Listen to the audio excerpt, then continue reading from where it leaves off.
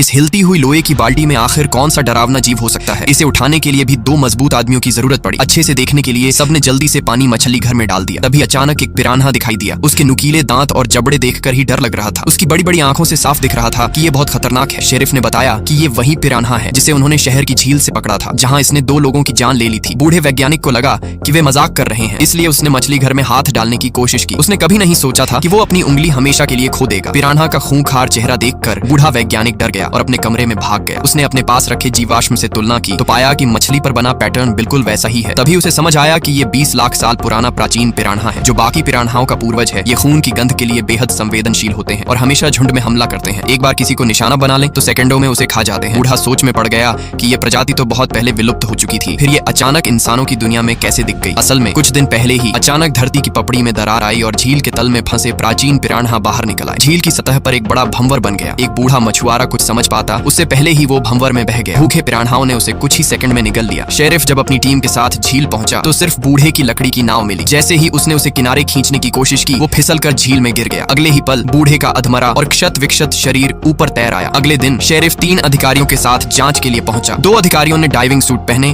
और झील की तलहटी में उतरे। उन्हें झील के नीचे बड़ी दरार मिली और वो धीरे धीरे अंदर गए। वहाँ एक रहस्यमयी गुफा थी। सुरक्षा के लिए एक अधिकारी पहले अंदर गया और महिला अधिकारी बाहर पहरा देती रही। अंदर वाले अधिकारी को चमकते हुए मछली के अंडे दिखे। जैसे ही उसने एक अंडे को छूना चाहा, उसकी उंगली किसी चीज ने काट ली। उसने जल्दी से ग्लो स्टिक जलाई और सामने का दृश्य देखकर डर के मारे सिहर गया। अचानक उसकी साथी से जुड़ी रस्सी टूट गई। महिला अधिकारी को लगा कि कुछ गड़बड़ है और वो गुफा में दाखिल हुई। उसने देखा कि उसका साथी अजीब पिरान्हाओं के झुंड से फटा पड़ा है। डर के मारे वो पलटी और बाहर भागी, लेकिन पिरान्हा उससे भी तेज थे। उन्होंने उसके पैरों को बुरी तरह कुतरना शुरू कर दिया। शेरिफ ने ये देखा और रस्सी खींची, लेकिन बहुत देर हो चुकी थी। जब तक उसे ऊपर खींचा गया, उसका निचला हिस्सा पूरी तरह गायब हो चुका था। उसके साथ ही एक जिंदा पिरान्हा भी ऊपर आया। इस तरह की कीमत चुकाकर पिरान्हा को पकड़ा गया और बूढ़े वैज्ञानिक के पास रिसर्च के लिए भेजा गया। वैज्ञानिक ने बताया कि ये पिरान्हा अपनी ही प्रजाति को खाकर भी इतने सालों तक जिंदा रहे हैं। अगर ये खुले में आ गए तो इंसानों के लिए बड़ी तबाही होगी। तभी शेरिफ को याद आया कि शहर में वार्षिक जल उत्सव चल रहा है। वहाँ हजारों लोग इकट्ठे थे। वो तुरंत पहुंचा और सबको पानी से बाहर आने को कहा, लेकिन लोग उसकी बात पर